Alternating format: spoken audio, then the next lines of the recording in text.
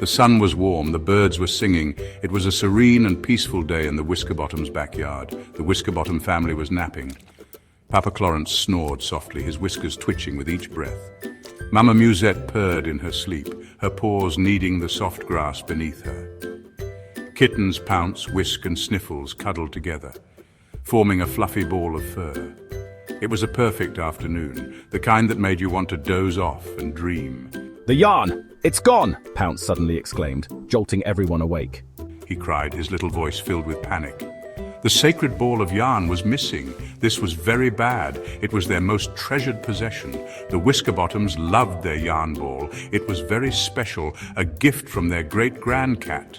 Where could it be? Whisk wondered aloud, his eyes wide with concern. They looked around, searching every nook and cranny of the garden. The yarn ball was not in its basket. It was as if it had vanished into thin air. It was not under the sofa, nor behind the bushes. It was nowhere to be found. The Whiskerbottoms were baffled. Just then, they saw him, a shadowy figure moving stealthily.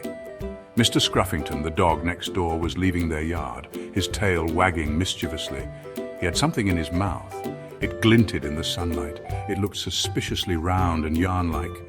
The Whiskerbottoms gasped, their hearts sinking. "He took it, that sneaky, slobbery dog. He always causes trouble." The Whiskerbottoms were furious. Their precious yarn was gone. Mr. Scruffington was always sniffing around. He had a nose for mischief. He often drooled on their toys. It was a constant mess. Now, he had stolen their precious yarn ball. This was the last straw.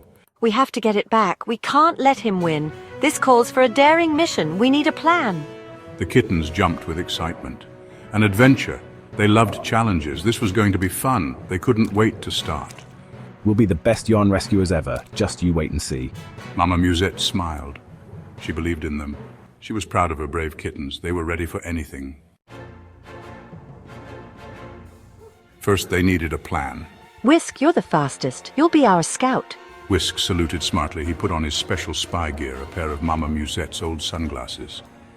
Next, they chose Sniffles, the best climber, to retrieve the yarn. He practiced clinging to the curtains. "I'm ready." Finally, it was Papa Clarence's turn. He had a very important job to distract Mr. Scruffington. Leave it to me. He said with a wink. The plan was in motion. The Whiskerbottoms had been planning this for days, and today was the day they would execute their master plan. Whisk, wearing his sunglasses, dashed across the yard with a sense of urgency and determination. He peeked through Mr. Scruffington's doggy door, his heart pounding with excitement. The yarn ball was there. It was just as they had hoped. Meanwhile, Papa Clarence launched his distraction, donning a ridiculous party hat. He wore a silly party hat and blew a noisemaker, creating a ruckus to divert attention. Mr. Scruffington was very confused. He had no idea what was going on. He tilted his head, dropping the yarn ball. This was Sniffles' cue, the moment they had been waiting for. He climbed up the fence with the grace of a furry ninja, his movements swift and silent. He snatched the yarn ball and quickly scurried back to his family. The Whiskerbottoms cheered, their mission a success. They had their yarn ball back. It was a moment of triumph and joy. But just then, Mr. Scruffington came over, looking sad. His eyes were filled with sorrow. He whimpered and nudged a ball with his nose, trying to communicate his feelings. It was his old, slobbery tennis ball. The Whiskerbottoms gasped, realizing their mistake. They had made a mistake. They had wrongly accused Mr. Scruffington. Mr. Scruffington hadn't stolen their yarn ball. He was innocent all along. He just wanted to play. The kittens felt bad, their hearts heavy with guilt. They apologized to Mr. Scruffington, their voices filled with sincerity. He wagged his tail and licked their faces, forgiving them instantly. From that day on, the Whiskerbottoms and Mr. Scruffington became the best of friends. They were inseparable.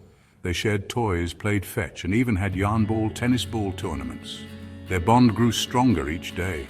It was the start of a beautiful friendship, one that would last a lifetime.